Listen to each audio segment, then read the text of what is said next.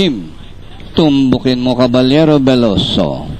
Race number 6 here at Santa Ana Park. Celestial, inside. Petrodollar, still. Outside, bringing forward now, Petrodollar. Inside, they're all inside, ready to race. Race number 6. Popping up Gigi's Gold.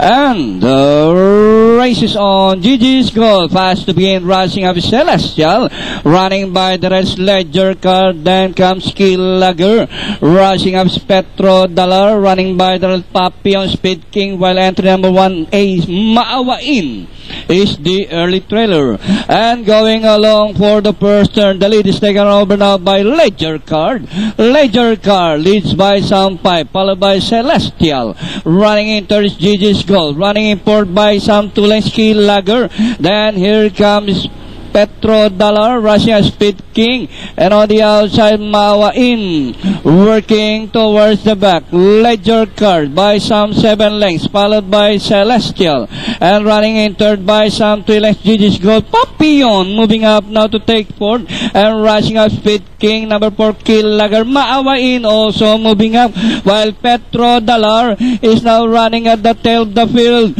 rounding the far turn. Ledger Card this time by some 5 lengths. Celestial remains in second, and getting closer into Papillon, rushing at Speed King, Gigi's Gold, and Maawain as they race the final corner. Ledger Card, Papillon is on the outside, Celestial running in the middle, and down the stretch they come at Ledger Card, Celestial, and Papillon 3 wide, and nearing the finish line. Celestial, Papillon is on the outside.